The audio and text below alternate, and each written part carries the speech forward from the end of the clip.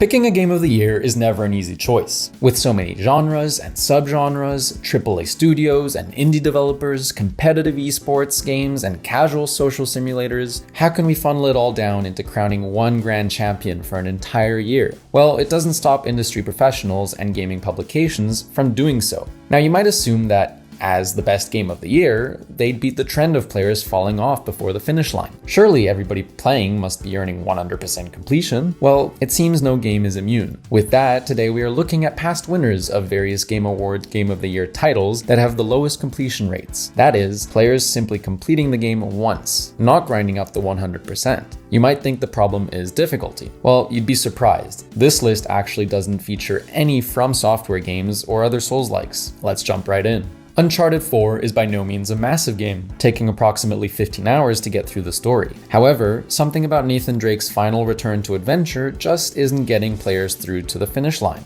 as it only has a 24% completion rate, despite its epic cinematic storytelling and iconically thrilling action sequences. Perhaps it's those pesky puzzles. It's an unusual entry to this list, given the linear nature of the Uncharted games. Perhaps less surprising is Baldur's Gate 3, with a 21.4% completion rate. In fact, only half of the players have even completed the first act. Anyone who has started Baldur's Gate 3 knows that the game offers a truly overwhelming amount of choice. I mean, I personally watched my friend spending 3 hours in the character design menu choosing his race, his class, and many more highly important designs. Each of the game's 3 acts features hours of NPC dialogue and side quests alongside the main story's lengthy battles, so perhaps a more than 20% completion is actually just an indication of how amazing this game really is. Grand Theft Auto Vice City gives you the chance to rise to the top of the criminal world, but apparently not everyone makes it that far. Vice City won Game of the Year back in 2002 precisely because there was so much to do.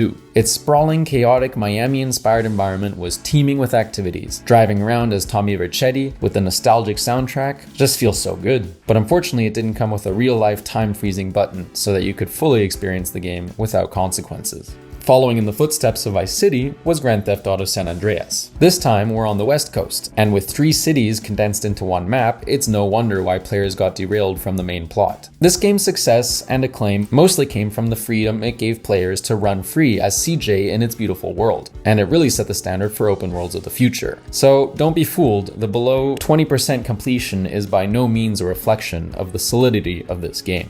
Let's make it 3 for 3 with another Rockstar classic. This time it's Grand Theft Auto 4. If you're focused on the main storyline, the game only takes around 30 hours to beat, but that's a big if. Liberty City was the biggest GTA map yet, and probably the busiest too. But even when you find the time for those main missions, Nico is never safe from an unexpected Roman call.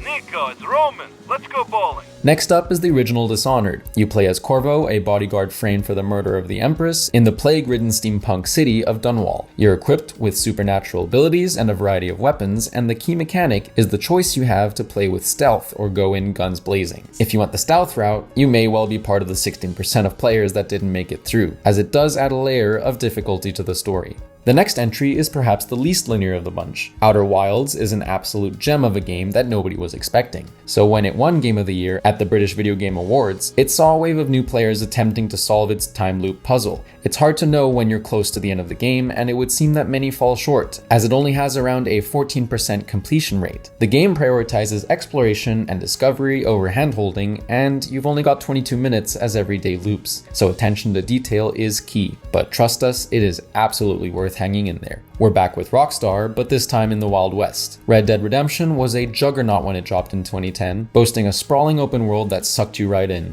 Even though the campaign itself should only take about 20 hours, in classic Rockstar game fashion, there is so much more meat on the bones. With only 16% of players completing it, its rate of completion is also significantly lower than its successor RDR2, despite being shorter. Don't tell John Marston. Next is Shadow of the Colossus. You play as Wander, a young man on a quest to revive a girl by defeating 16 towering colossi scattered across a vast, desolate landscape. The storytelling is minimalistic, but beautiful, and the art design is breathtaking even today. It only takes about 8 hours to play through, and yet Shadow of the Colossus only has around a 15% completion rate. If you got stuck on one of the bosses, now might be the time to go back and finish it. Finally, the game of the year with the lowest completion rate is Naughty Dog's The Last of Us. Ellie and Joel's journey across the United States was famously hard to 100%, but a shockingly low 9% of players of the original version even completed the story. The combination of survival and stealth elements with an intense emotional story may have proven too much for most players, or maybe you simply couldn't handle another dark room with a clicker. It's okay, you don't have to tell anybody. Which game are you most surprised to see on this list? Let us know in the comments, and be sure to check out thegamer.com for all your gaming needs.